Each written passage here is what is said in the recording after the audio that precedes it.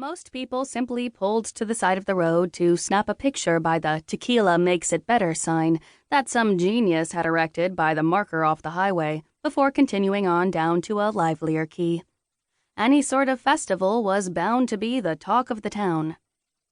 The New Crusaders, a revolutionized order of the Pagan Druids, I read out loud, raising an eyebrow at my screen. Sounds like radicals. Some may call us that, said a voice to my left, and I jumped. I hadn't realized that someone had slipped past my privacy screen to wait politely at the entrance to my shop. At least 6 feet tall and rail-thin, a man who reminded me of Gandalf stood at my door. His hair and beard flowed in long, gray waves over his forest green ritual cloak, and his feet were encased in butter-smooth leather boots. That explained why I hadn't heard his entrance. "Hello," I said, unaccountably wary. "Hello. I wanted to see if I could arrange readings for some of my group this weekend." "I'd have to check my schedule," I said, pointedly not reaching for my schedule. Something about this man's vibe was making me reluctant to help him. "I'll wait," he said with a smile. "What's your name?" "I am Horace, the founding member and the organizer of this weekend's festival," Horace said. "And what is this festival for exactly?" "Why, to celebrate the earth, the sky, the ocean, all the natural beauty of this place. And this weekend is the full moon, which also coincides with the equinox.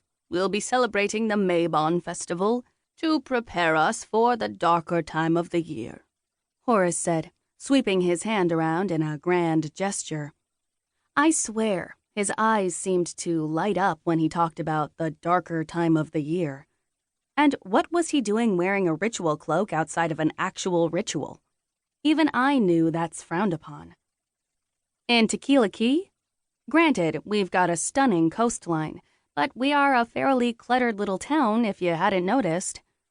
"You've got some lovely natural spaces outside of town for us to set up in. There's a private campground that we've rented out. You're welcome to come. In fact, I insist," Horace said gravely. "I'll get back to you on that one, Horace. I'm sorry, but I have a telephone appointment at 11. I'll be sure to let you know about my availability this weekend." "Cheers," I said, smiling brightly, and reached for my phone. Horace held my gaze for a moment, his eyes so light a gray that they were almost white, before nodding once and padding silently from my room in his leather booties, and leaving me with an unsettled feeling as I picked up my phone to call my client. Chapter 2.